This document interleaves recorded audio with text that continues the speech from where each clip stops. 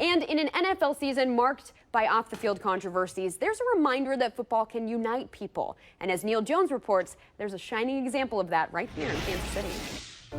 Willie Lanier and Jim Lynch met at Arrowhead Stadium to celebrate their 50th anniversary as Chiefs and as friends. A lot of things happened 50 years ago that were very beneficial in my life. One of them was meeting Willie Lanier. It was a relationship forged through competition. They were two college stars competing for the same middle linebacker spot. Lynch, number 51 in white, was football royalty, one of the biggest stars on Notre Dame's 1966 national championship team. But All-American candidate Jim Lynch intercepts. Lanier, number 63, was a largely unknown player from a small but respected black college, Morgan State.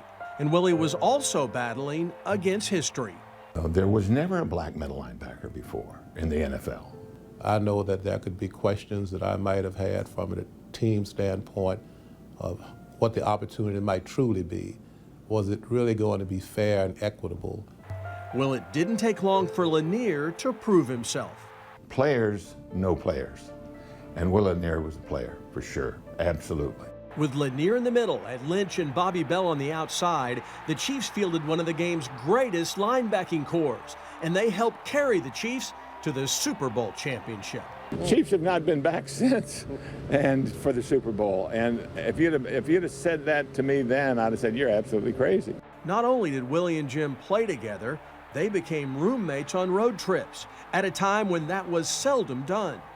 One of the advantages of being around Willie Lanier was that we didn't have to talk football. We didn't talked about our families. We talked about just about everything in the world. I don't remember us ever having an ill comment or ill word over 8 years.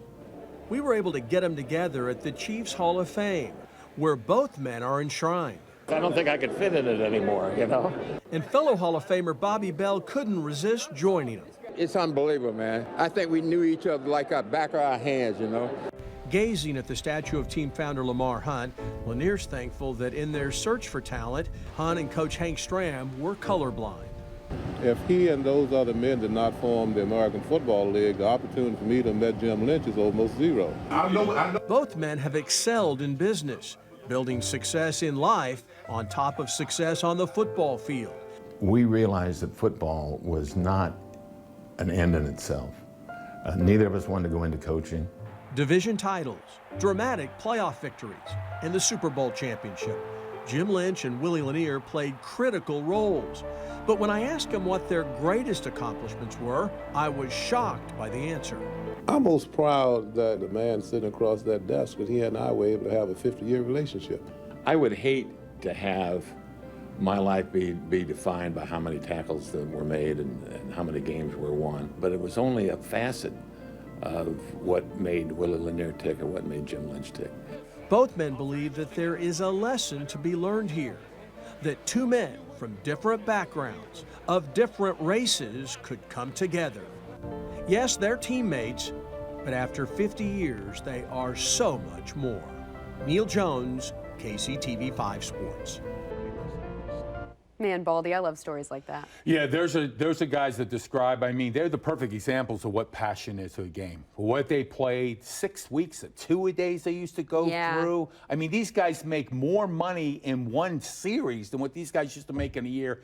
They made the league what it is and what it's all about. That's why it is. I mean, the history of the NFL, so important. Certainly a huge credit to them, and Neil, a great story.